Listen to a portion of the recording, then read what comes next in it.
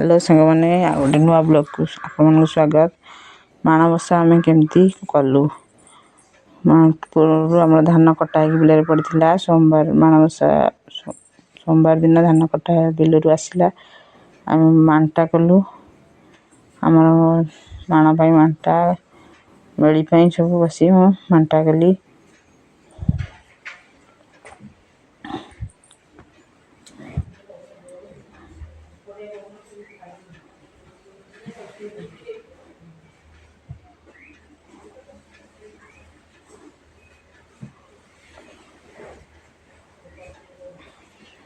आमर सोमवार दिन ठार कम लगी जाए। सोमवार दिन धान बिलू आसे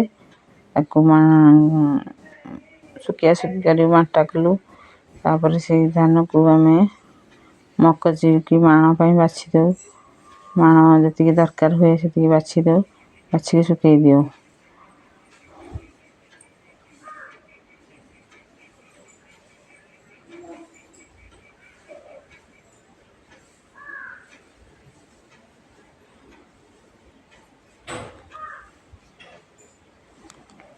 धान को ग्राइंडर रे घरे आम चाउल बाहर कर पिठा पिठा से करूँ से धान को ग्राइंडिंग कर चाउल बाहर करूँ से चाउल आम नुआ चाउल खीरी खेचड़ी पिठा से हुए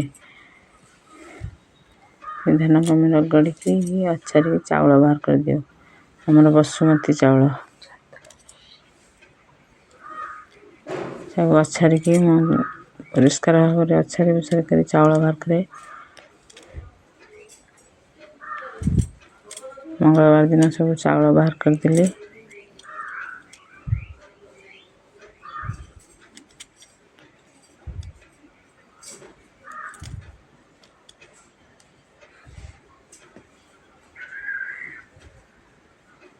परिष्कार करके धान सब बाछी देली कटाई था ना जो बहुत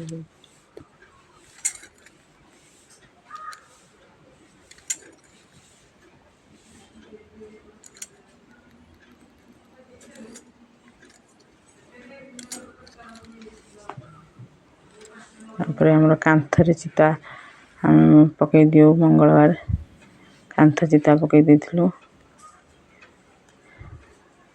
बुधवार दिन तले पकाओ मंगलवार दिन सोमवार मंगलवार कांथरे सब पकई दियो। सोमवार दिन चिता पकई आरंभ कर देथिलु मंगलवार दिन कांथरे सब पकईलु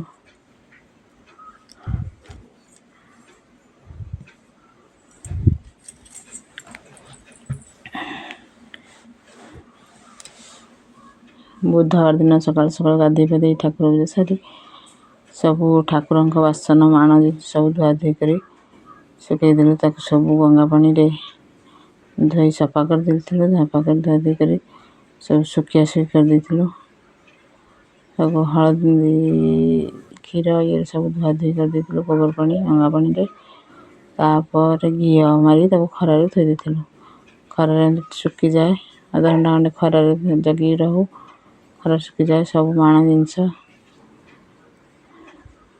पितल जिनस रोषेईबास भी हुए आमर सब पितल जिनस हुए।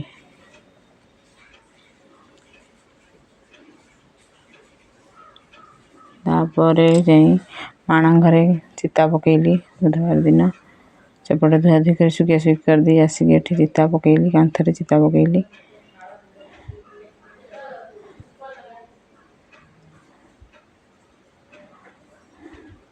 सकाळू ठाकुर घर पोछापोछ कर दे था चिता पकई ठाकुर घर सब चिता पकई देली सबुआड़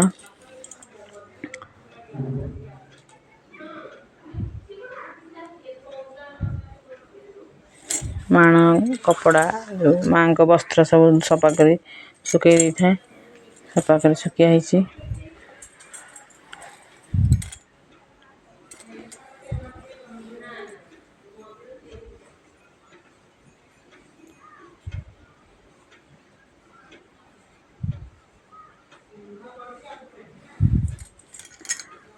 बुधवार दिन 4टा बेलू आमर चिता पकड़ा आरंभ कलु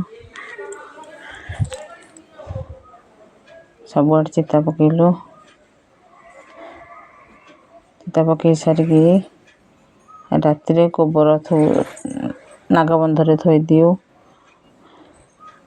ସକାଳୁ ଭୋରୁ ନୁହଁ, ଆମେ 2ଟା ରାତିରେ ଉଠୁ। 2ଟା ରାତିରେ ଉଠି ସବୁ ଫୁଲ ନାଗବନ୍ଧରେ ଫୁଲ, ଦୁବ, ବରକୋଳି ପତ୍ର ସବୁ ଦିଆହୁଏ। କଳସ ବସେ ଦାଣ୍ଡରେ।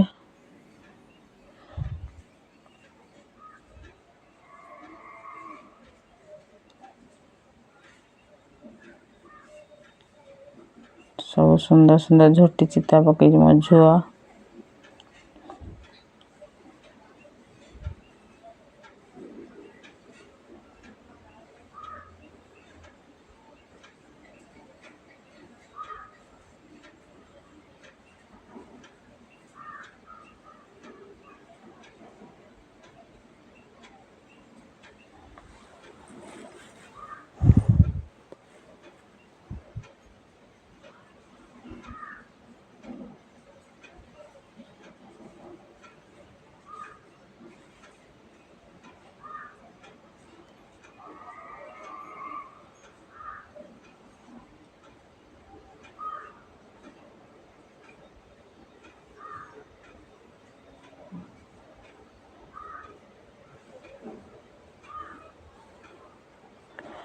ଚାରିଟାରୁ ରାତି 10ଟା ଲାଗିଗଲା ଚିତା ପକେଇବା ସରୁ ସରୁ।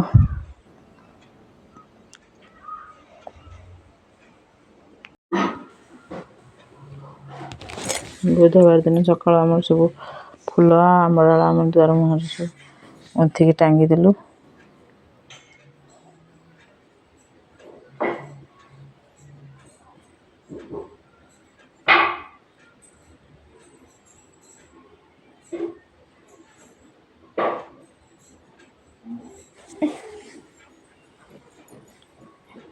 ଫୁଲ ସବୁ ଗୁନ୍ଥିକି ମାଆଙ୍କ ପାଇଁ ଫୁଲମାଳାଟା ତିଆରି କରିଦେଇଥିଲୁ।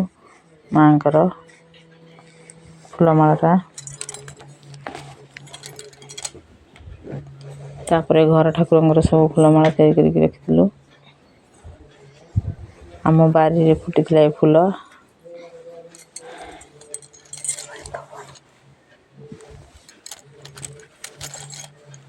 ଜଗନ୍ନାଥଙ୍କ ପାଇଁ ଫୁଲମାଳାଟା କରିଥିଲି।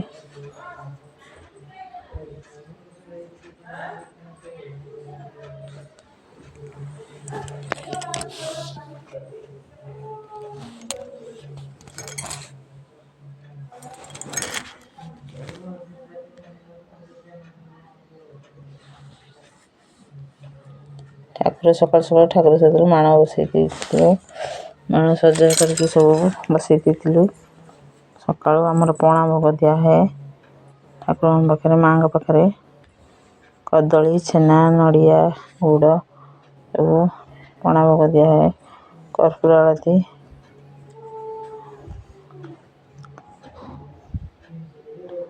ଠାକୁରଙ୍କୁ ସବୁ ସୁନ୍ଦର ଭାବରେ ସଜା ହେଇଯାଇଛି।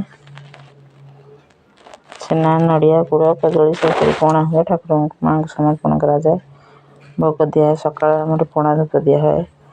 ତାପରେ ପଣା ଧୂପ ଭୋଗ ଦେଇ ସାରି ସମସ୍ତେ ମୁଣ୍ଡିଆ ମାରିଲୁ। ମୁଣ୍ଡିଆ ମାରିକି ଖରାବେଳ ରୋଷେଇ ପାଇଁ ଯୋଗାଡ଼ କଲୁ।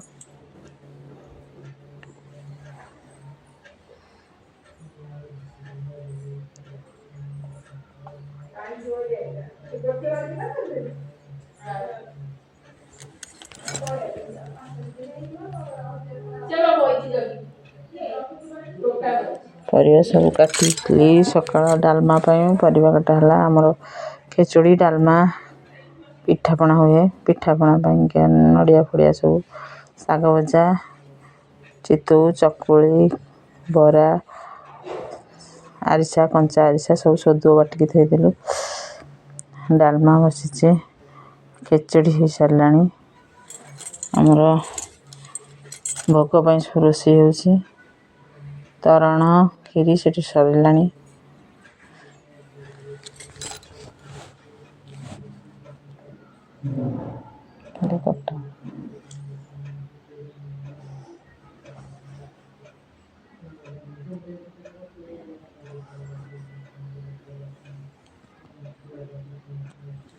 ପିଠା ତିଆରି ହେଉଛି ଏଠି। ଚିତଉ ପିଠା ସରିଗଲାଣି। ଚକୁଳି ଚିତଉ ସରିଗଲାଣି। ବରା ହେଉଛି, କଞ୍ଚା ଆରିସା ହେଉଛି ଏଠି କଞ୍ଚା ଆରିସା ହେଉଛି କଞ୍ଚା ଆରିସା ଆମର।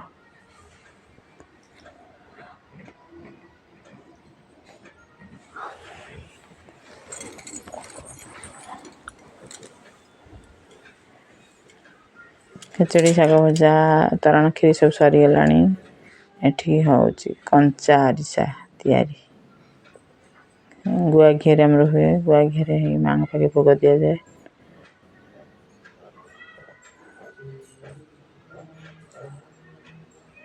ରୋଷେଇ ସରିବା ପାଖାପାଖି ହେଇଗଲାଣି।